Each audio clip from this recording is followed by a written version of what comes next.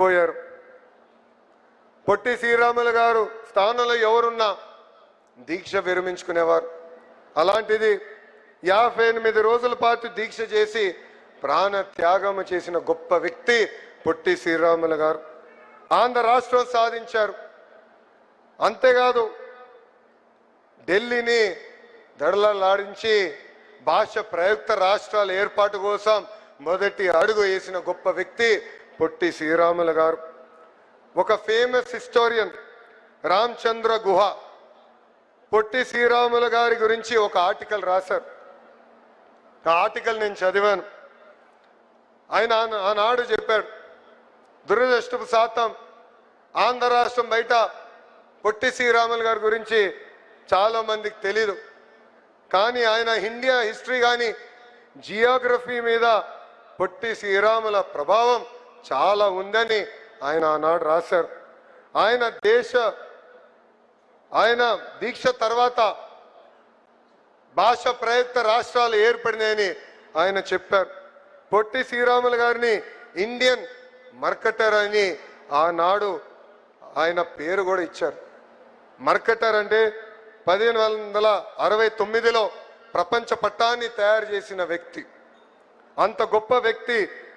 మన పొట్టి శ్రీరాములు గారి విగ్రహం ఏర్పాటు చేసుకుంటాం మనందరి అదృష్టమని ఈ సభాముఖం మీ అందరికి నేను తెలియజేస్తున్నా. మిమ్మల్ని ఎప్పుడు కలిసినా నాకు గుర్తొచ్చే వ్యక్తి రోసే తాత గారు. ఆయన రాజకీయాల్లోనే ఒక స్టేట్స్మెన్. అలాంటి గొప్ప వ్యక్తుల్ని చూసి పెరిగిన వాడిని నేను. నాకు ఇప్పుడు కూడా బాగా గుర్తు. ఒక పక్కన చంద్రబాబు నాయుడు గారు, ఇంకో పక్కన రాజశేఖర్ రెడ్డి గారు హోరాహోరీగా చర్చించేవారు. కొన్నిసార్లు స్పీడ్గా మాట్లాడేవారు. కరెక్ట్గా నెక్స్ట్ డే పొద్దున 6ంటికి రోసే తాత గారు బాబు గారికి ఫోన్ చేసేవారు. ఫోన్ చేసి కొంచెం నిన్న చర్చ స్పీడ్గా వెళ్ళింది, ఈరోజన్నా చాలా ఓపికగా ప్రజల సమస్యల గురించి మాట్లాడదాం బాబు గారు అని చెప్పిన గొప్ప వ్యక్తి రోసే గారు. రాష్ట్ర విభజన తర్వాత ఆయన పుట్టినరోజు నాడు రోసే తాతకు ఫోన్ చేసేవాడు.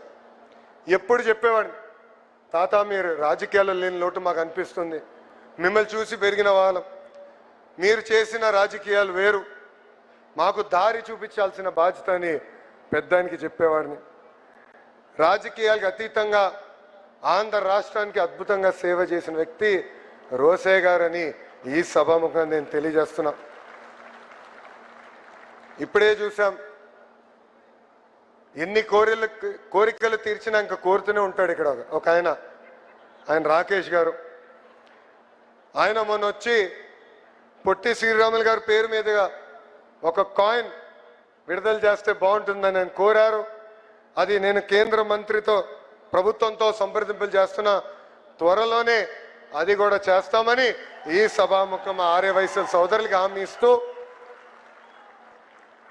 యువగలంలో నేను హామీ ఇచ్చిన ఆ హామీని నిలబెట్టిన మా బీసీ సంక్షేమ శాఖ మార్చులు సవిత గారికి, మా రౌడీ రాకేష్ గారికి 10 రూపాయల దగ్గర నుంచి ₹1 కోటి వరకు విరాళాలు అందించిన తెలుగు ప్రజలకి, మా సిఆర్డి అధికారులకి, ఆర్యవైశ్య సోదరుల పెద్దలకి, ప్రత్యేకంగా అమరజీవి పొట్టి శ్రీరాముల కుటుంబ సభ్యులకి నా హృదయపూర్వక అభినందనలు తెలుపుకుంటూ, రాబోయే 12 నెలల్లో స్మృతి వనం, photo gallery, museum, mini theatre, auditorium, skill development centre యుద్ధ ప్రాతిపదికంగా దొండి రాకేష్ గారిని పూర్తి చేయాలని సభాముఖంగా కోరుకుంటూ, నాకు ఇంత అద్భుతమైన అవకాశం ఇచ్చిన మీ అందరికీ పేరు పేరున నా హృదయపూర్వక ధన్యవాదాలు తెలుపుకుంటూ మీ అందరి దగ్గర నుంచి సెలవు తీసుకుంటున్నాం.